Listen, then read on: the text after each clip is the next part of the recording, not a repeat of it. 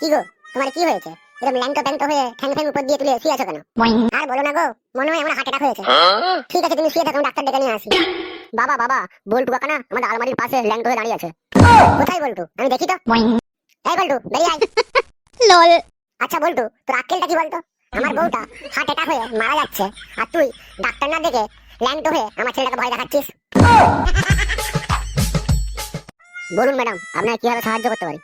Doctor বাবু, আমার দুটো দাঁত কাটা হবে। ঠিক আছে ম্যাডাম, আপনি ওই চেয়ারটায় গিয়ে বসুন, আমি যাচ্ছি।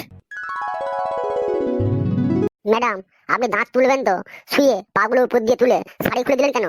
আমার মনে হয় আপনি ভুল জায়গায় এসেছেন। ম্যাডাম, এখানে যৌন চিকিৎসা করা হয় না, এখানে দাঁতের চিকিৎসা করা হয়। ডাক্তার বাবু, আমি ঠিক জায়গাতে এসেছি। মানে? আসলে ডাক্তার বাবু, গতকাল রাতে আমার স্বামী আমাকে আদর করছিল।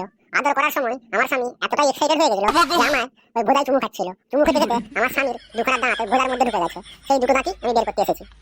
ম্যাডাম, আপনি এরকম করে শুয়ে থাকুন কিছুক্ষণ, কারণ আমার কাছে ছুরি কাঁচি আছে, জেসিবি নাই। জেসিবি ডাকি, জেসিবি দিয়ে বার করতে হবে দাঁতগুলো। আপনার মেয়ে আমাদের খুব পছন্দ হয়েছে, তো আপনার মেয়ে রান্না বান্না সব কিছু পারে তো? কি রান্না বলুন?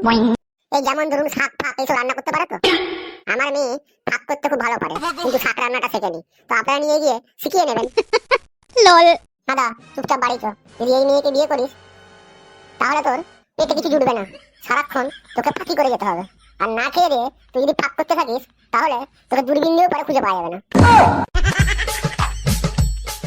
আচ্ছা স্টুডেন্ট, বলো তো তোমরা বড় হয়ে কে কি হতে চাও?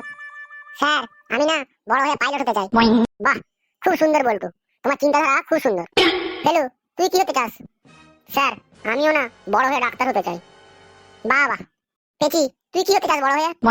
স্যার, আমি বড় হয়ে একজন ভালো মা হতে চাই। খুব সুন্দর খুব সুন্দর। দাদা, তুই বড় হয়ে কি হতে চাস? স্যার, আমি বড় হয়ে পেচিকে মা হওয়ার জন্য সাহায্য করতে চাই। চুপ কর তুই। বন্ধুরা, আমাদের ভিডিওগুলি যদি ভালো লেগে থাকে তাহলে চ্যানেলটি অবশ্যই সাবস্ক্রাইব করে দেবেন, ভিডিওটি লাইক করে শেয়ার করে দেবেন, কমেন্ট করে জানাবেন ভিডিওটি আপনাদের কেমন লাগলো। আরো অনেক পুরাতন ভিডিও দেখার জন্য আমাদের ডেসক্রিপশন বক্সে লিংক দেওয়া আছে, সেখান থেকেও দেখে নিতে পারেন। আজকের মতো বন্ধুরা এই পর্যন্তই, আবার নেক্সট ভিডিওতে আপনাদের সাথে দেখা হচ্ছে। ততক্ষণ পর্যন্ত ভালো থাকবেন।